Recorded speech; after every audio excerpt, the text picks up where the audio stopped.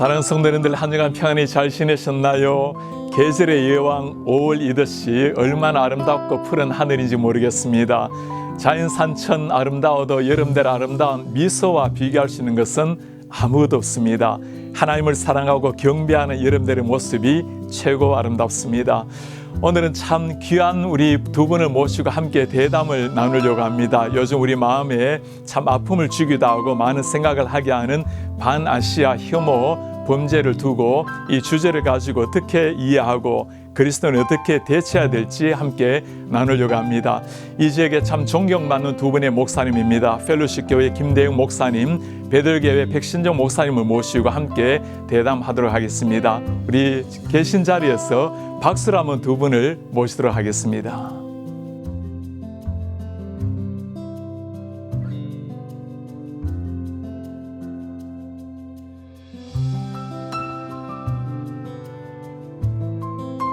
목사님들 간 잘 지내셨어요? 네, 안녕하세요. 다들 건강하시지요? 네.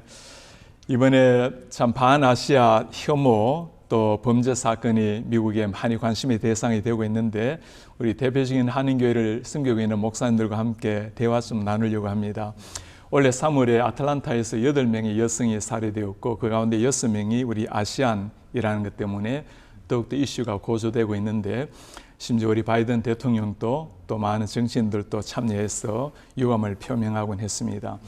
지난해 통계를 보면 미국 내 범죄는 굉장히 낮아졌는데 반아시안 혐오 범죄는 약 160% 정도 증가되었다고 하는 통계도 나옵니다.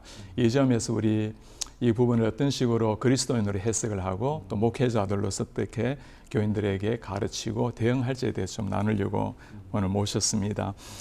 우리 먼저 백신정 목사님께서는 이번에 특별히 메릴랜드 지역에 반아시안 혐오 범죄 대책위원으로 3분 중에 한 분으로 선정되셨는데 어떤 걸 지금 준비하고 계십니까? 네, 지금 현재 그 메릴랜드 주정부 산하에 우리 주지사 직할 기관으로 반아시안 혐오 범죄에 대한 대응 위원회로 이렇게 구성을 하게 됐습니다. 그래서 11분이 전체 섬기고 있고요. 네. 그 중에 한인이 3분, 그 중에 이제 한 명으로 섬기게 되어 있습니다.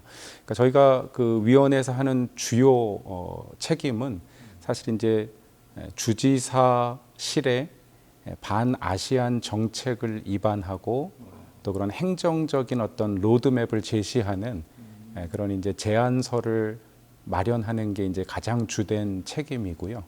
한 5가지 분야에서 이제 사회, 정치, 입법, 또 문화, 치안, 교육 이런 분야에서 어떤 로드맵이 필요한가 이런 이제 아이디어를 제안하는 그런 그룹으로 이제 역할을 감당하게 됐습니다. 그러시군요. 실제 우리 한인들 같은 경우에 아마 여기저기서 이런 혐오 또는 폭력 경험하면서 우리가 많이 역사적으로 살아왔을 텐데 김대영 목사님 어떻습니까? 교인들도 다 이런 데 노출이 돼 있으실 텐데 그런 데 대한 사례를 좀 듣는 경우가 있습니까? 네, 실제로 그렇죠. 저희 교인 중에 한 분은 거리에서 이렇게 뛰면서 운동을 하다가 지나가는 아마 이제 백인이었던 것 같은데 가운데 손가락을 올리면서 이렇게 모멸감을 느낄 수 있는 그런 행동들을 하고 그것 때문에 정말 운동을 그 순간 그만두면서 또 심각하게 이런 이 땅의 정서에 대해 생각하는 그런 일들도 있었습니다. 네, 아마 한 분뿐만 아니라 다수의 많은 분들이 계실 겁니다. 그죠? 목사님 같은 경우도 메릴랜드가 특별히 요즘 그런 관심을 모으고 있는데 그런 사례가 좀 있으시죠? 네, 사실 저희 교회 이제 교인들이 볼티모 시내에서 사업을 많이 또 경영을 하고 계시는데 이 볼티모 시내가 사실 좀 험한 지역 중에 한 곳이지 않습니까? 미국 내에서. 사실은 제가 부임하기 이전에도 권총 사고로 세탁소를 운영하시다가 권총 사고로 이렇게 생명을 잃은 케이스들도 있었고요. 또 지금 현재까지 영향력을 받고 계시는데 그 권총이 머리를 관통해서 사실 뇌의 한 30% 정도가 손상이 이게 뭐라는 두개골 함몰이 일어나서 마치 이렇게 정상적인 생활을 할 수 없는 상태로 후유증을 가지고 살아가시는 교인들도 또 많이 계십니다. 근데 사실은 뭐 그런 직접적인 위협도 있지만 또 기억하시겠지만 이제 볼티모어 폭동 기간 동안에 사실은 에이시안 이 한인 업체들도 좀 피해가 있었고 에이시안들이 좀 이렇게 타겟이 많이 됐다 이런 이야기를 들었고요. 서버브에서 사시는 우리 교인들 중에서도 아까 우리 목사님 말씀하신 대로 그런 어떤 편견 또 차별적인 어떤 대우들을 하는 그런 경험들을 많이 하는 것으로 듣고 있습니다. 네. 우리 교인 중에서도 DC에서 가게를 하면서 28번이나 강도를 맞은 사례를 들으면서 지금 우리 이민 역사가 이런 어려움, 핍박, 많은 고난 가운데 걸어온 역사가 아닌가 참 생각이 들었습니다. 고마운 마음입니다. 그분들을 생각하면. 이런 반아시안 혐오, 범죄 사건을 바라보는 여러 가지 시각이 있을 텐데 우리 목회자들에게는 성경적으로 왜 이런 일이 일어나는지 그런 것들을 한번 논의할 필요가 있는 것 같거든요. 목사님 생각이 어떠십니까? 뭐 가장 직접적인 원인은 죄라고 생각이 되고요. 그 미로슬라보프라고 하는 신학자가 배제와 포용이라고 하는 책을 쓰면서 결국은 인간 사회가 서로를 배제하는 것, 그것이 어떤 죄의 결과가 아닌가.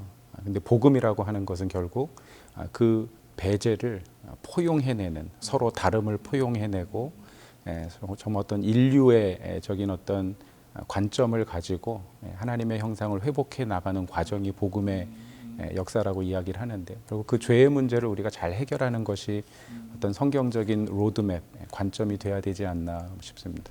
네. 목사님 어떻습니까? 성경적으로 우리가 어떤 시각으로 이걸 바라봐야 될지.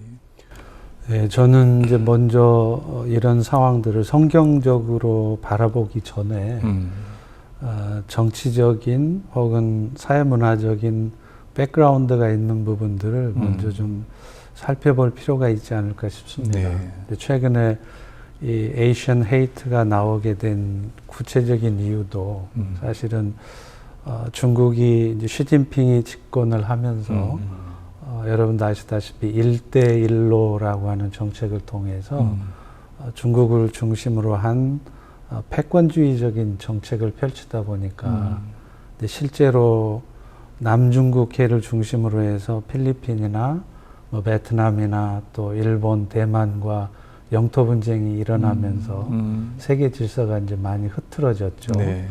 그것에 대해서 세계 경찰 국가의 역할을 하고 있는 미국으로서는 결국은 중국과 정치적으로나 경제적으로 충돌할 수밖에 없고 이제 그것이 어떤 미중 간의 무역 전쟁으로 발전이 되었죠.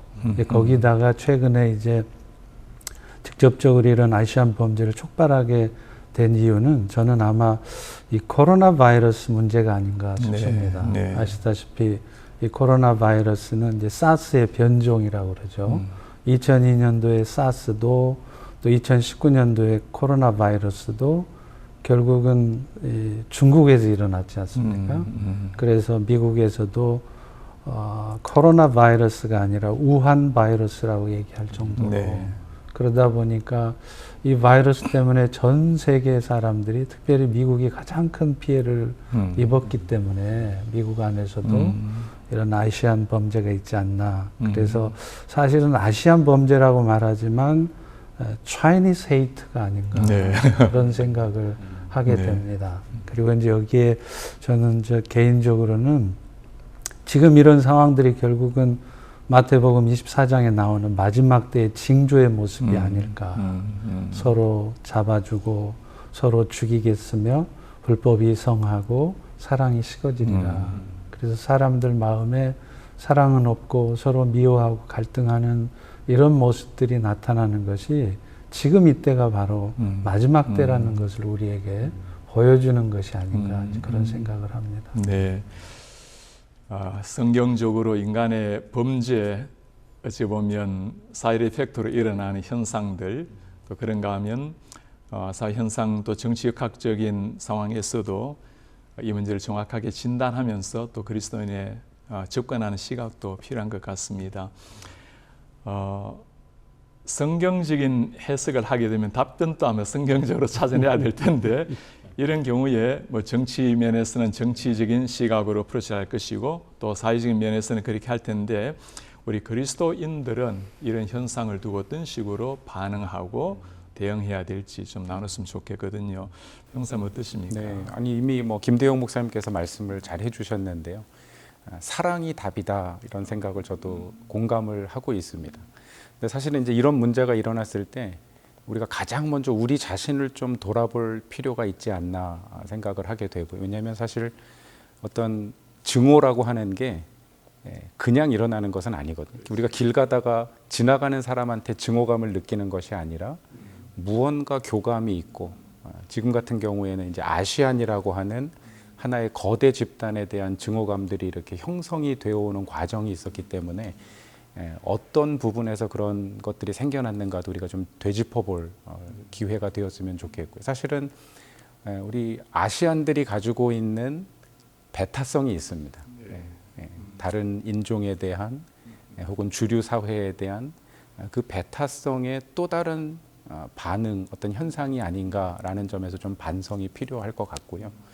또 이제 어떤 면에서 보면 이제 1세들은 사실 그런 혐오나 어떤 불이익을 당했을 때 우리가 이제 이민자로 왔기 때문에 수용적인 것에 비해서 보니까 요즘 이제 2세들이랑 얘기하다 보니까 이 2세들은 굉장한 분노를 가지고 있더라고요. 왜냐하면 본인들은 미국 사회 미국인으로 성장했는데 어느 순간부터 에이시안이라고 하는 타이틀 속에서 고통당해야 되는 거예요. 그래서 사실은 우리가 성경적으로 먼저 사랑의 태도, 우리 자신을 돌아보면서 이 주류 사회, 다른 민족들에 대한 성경적인 인간관을 갖는 게 중요하지 않을까. 모든 사람은 하나님의 형상으로 지음받은 건데 우리는 일단 혼혈, 타인종에 대한 강한 배타성, 어떤 거부감을 가지고 있기 때문에 그것을 좀 우리가 돌아볼 필요가 있겠다 싶은 생각이 들고요. 또 하나는 하여튼 우리 자녀들과 더불어서 좀 그런 대화들을 나누고 정말 성경적인 가치관으로 가족이 함께 빚어져가는 것도 좀 필요할 것 같습니다. 부모 자녀 간의 대화가 너무 없으니까 1세들을 2세들도 이해하기 어렵고 또 2세들의 반응을 1세들도 이해하기 어려운 어떤 그런 괴리감이 있는 걸 보고요. 오히려 대화의 기회, 또 가족이 하나 될 수 있는 기회가 되리라고 좀 기대를 하고 있습니다. 네. 와, 미국인으로 똑같이 살아가지만 또 미국이 모든 인종의 멜팅 팟이라고 용광로라고 이야기하지만 겉으로 드러나는 피부색, 머리 색깔, 눈 색깔 때문에 때로는 혐오의 대상이 되는, 아마 말씀하신 것처럼 1세보다는 2세로서 겪는 그 분노는 더 클 것 같아요. 사랑이 답이다. 목사님 어떤 식으로 좀 성도님들에게 말씀하고 싶습니까? 뭐 저도 같은 결론인 것 같아요. 근데 일단은 좀 장기적인 관점에서 한번 생각해 볼 부분은 아시다시피 어제죠. 미 하원에서 압도적인 표차로 이 아시안 혐오 범죄에 대한 방지법이 이제 통과가 됐습니다. 근데 저는 이제 좀 놀랬던 것이 거의 절대 다수의 찬성이 있을 줄 알았는데 소수이긴 하지만 반대표가 있다는 것을 알게 되었습니다.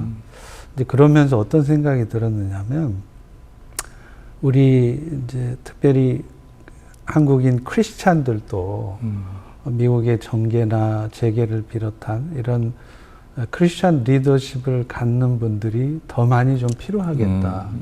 그래서 이런 일이 있을 때 그런 분들이 주도가 되면 훨씬 더 효과적이고 정치적인 그런 영향을 끼칠 수 있지 않을까 하는 이제 그런 생각이 들고요.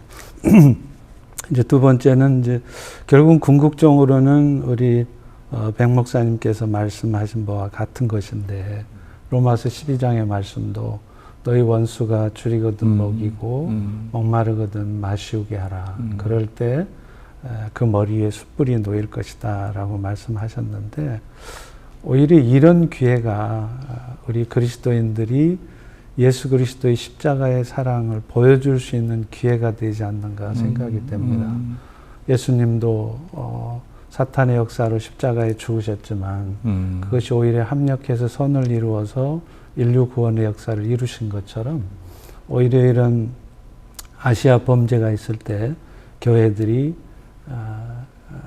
오히려 더 사랑을 나타내고 그 스콜피언스인가요? 그 유명한 팝 그룹이 불렀던 노래처럼 Still Loving You. 그래서 우리는 여전히 당신들을 사랑합니다. 그래서 교회가 미셔널 처치로서 끊임없이 그럼에도 불구하고 사랑을 나타낼 때 오히려 더 많은 사람들이 그리스도를 알게 되고 하나님을 알게 되지 않을까. 그런 기회로 삼는 것이 좋겠다. 너무 피해의식을 갖고 너무 적극적으로 대처만 하려 하지 말고 보다 장기적이고 근본적인 관점에서 그런 태도들이 필요하지 않겠는가 하는 생각을 합니다. 네.